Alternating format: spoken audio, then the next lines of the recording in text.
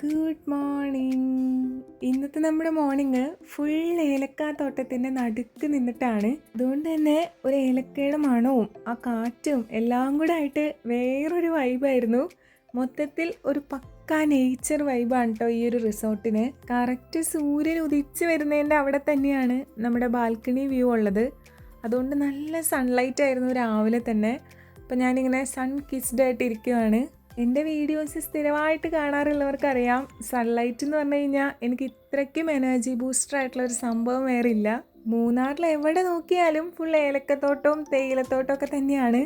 പക്ഷെ നമ്മളിത് വല്ല കാലത്തും കാണുന്നുണ്ട്, നമുക്ക് ഭയങ്കര ഒരു ഫീലിംഗ് ആണ് കേട്ടോ. നമ്മൾ ഇന്നലെ താമസിച്ച റിസോർട്ടിനേക്കാളും ഇന്നിവിടെ തണുപ്പ് കുറവാണ്. കമ്പയർ ചെയ്ത് നോക്കുമ്പോഴാണ് തണുപ്പ് കുറവുള്ളൂ, അല്ലെങ്കിൽ മൊത്തത്തിൽ ഒരു തണുത്ത അന്തരീക്ഷം തന്നെയാണ്. ഇപ്പം നമ്മൾ താമസിക്കുന്നത് ഒരു എ ഫ്രെയിം റൂമിലായതുകൊണ്ട് തന്നെ മുകളിലും ബെഡ് ഉണ്ട്, താഴെയും ബെഡ് ഉണ്ട്. ഇവിടെ കിടക്കുവാണെങ്കിൽ അത്യാവശ്യം നല്ല വ്യൂ ആണ് താഴേക്കുള്ളത്. ഇന്നലത്തെ റിസോർട്ട് നെയിം കമന്റ്സിൽ ചോദിച്ചിരുന്നു, അത് ഷോല ക്രൗൺ ആണ്. ഇത് വിൽമൗണ്ട് റിസോർട്ടാട്ടോ. അപ്പോൾ എല്ലാവർക്കും ഹാവ് എ നൈസ് ഡേ.